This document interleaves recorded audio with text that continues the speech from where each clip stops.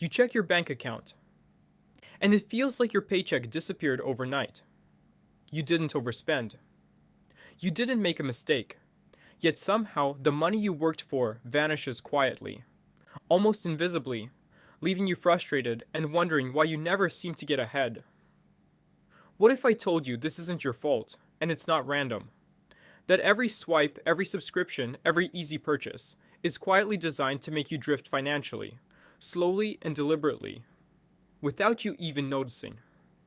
In the next few minutes, you're going to see exactly how your environment is working against you, why higher income doesn't automatically solve it, and what subtle, powerful steps you can take to take back control. By the end of this video, you'll understand the hidden mechanics keeping most people broke, and how to finally interrupt the system before it drains another paycheck. You were not born bad with money, you were designed to stay broke. That sentence should feel uncomfortable, not dramatic, not conspiratorial, just uncomfortable. Because if it's even partially true, then the frustration you feel every time your paycheck disappears isn't a character flaw. It's environmental exposure. Think about the cycle. Your paycheck hits, you feel relief, maybe even optimism. For a brief moment, you feel ahead. Then quietly, almost invisibly, the money begins to move. Auto drafts process, subscriptions renew, insurance pulls, software charges, streaming platforms deduct, small conveniences stack, and within days that sense of control fades. Nothing catastrophic happened. There wasn't a reckless purchase. There wasn't a dramatic mistake. Just slow erosion. Slow erosion is powerful because it never feels like a single bad decision. It feels like life. You tell yourself you need discipline. You tell yourself you need to budget harder. But what if the real issue isn't discipline? What if you're living inside a system that removes the natural friction that once protected people from overspending? There was a time when spending required effort. You had to physically go somewhere. You had to exchange something tangible. You had to feel money leave your hands. That sensation created psychological resistance. Behavioral economists call it the pain of paying. And pain regulates behavior. Now that pain is gone. You tap, you swipe, you click. Your card is saved, your address is saved, your payment method is saved. Subscriptions renew while you sleep. Free trials quietly convert. The transaction happens without a moment of pause, without reflection, without resistance. When friction disappears, spending increases. That's not opinion, that's behavioral design. And here's where it gets darker. Your emotional patterns are predictable. When you're tired, you want convenience. When you're stressed, you want relief. When you're bored, you want stimulation.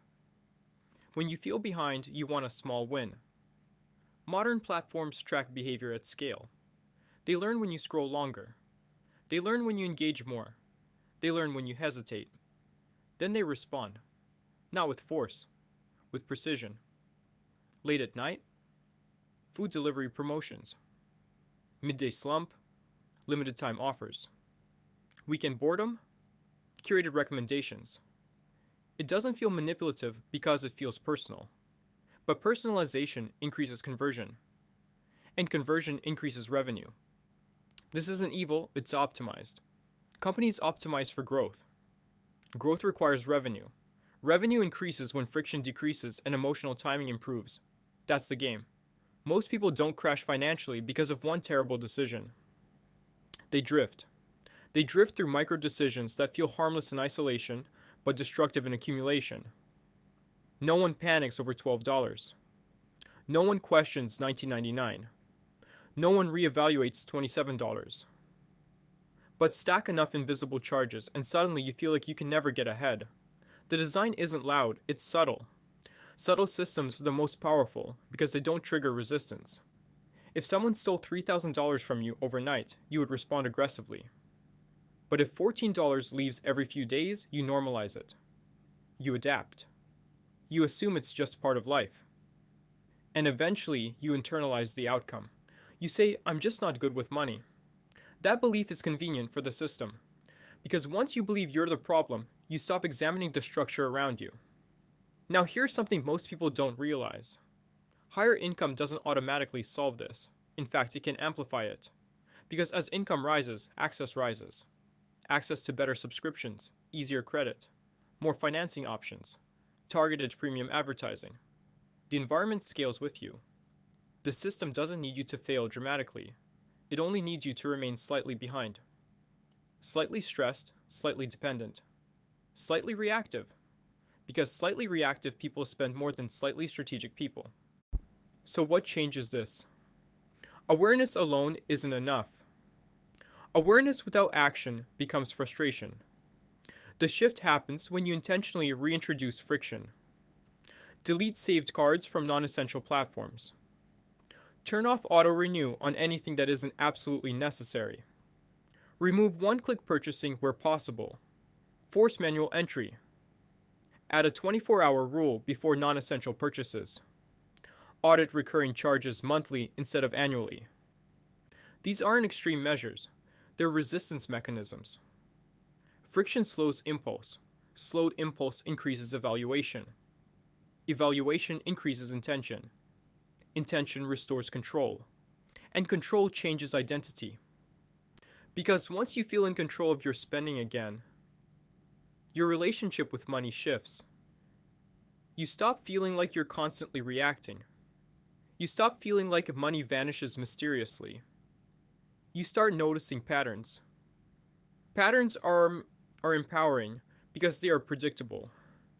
And predictable systems can be adjusted. This is not about rejecting convenience entirely. It's about choosing where convenience exists. It's about deciding which systems get automatic access to your income and which ones must request permission every time. Gradual loss kept you stuck. Gradual correction frees you. You were designed to stay broke in the sense that your environment was designed without your long-term financial well-being as the priority. Profit was the priority. Engagement was the priority. Growth was the priority. But your priorities can be different. You can design counter systems. Personal rules. Delays. Reviews. Manual approvals. Intentional friction. When you do that, something subtle happens. Your paycheck doesn't feel like it disappears. It feels allocated, directed, controlled. And that emotional shift is powerful. Because you stop asking, what's wrong with me? And you start asking, where is friction missing? That question alone changes behavior. You were designed to drift. But drift is not destiny. Design can be interrupted. Systems can be challenged. Patterns can be broken. The moment you stop unconsciously participating in an extraction system is the moment your financial trajectory begins to change. And the moment you reintroduce friction, reclaim awareness, and take intentional steps, the micro decisions that once eroded your paycheck now reinforce your control. Every small choice becomes purposeful. Every swipe has intention, every dollar is observed. That subtle shift compounds quietly, invisibly, but powerfully over time. It is uncomfortable at first. You will notice old habits fighting back. Micro-temptations will feel more frustrating because friction creates awareness. But that discomfort is temporary, and it's necessary. Because awareness without friction is weak. Friction without awareness is mechanical. Together they create mastery. They allow you to reclaim financial agency. You were designed to drift. You can design resistance. You can break the cycle. You can rebuild. I'm Brandon Invests, and if this video helped you understand the psychology of finance, subscribe for more.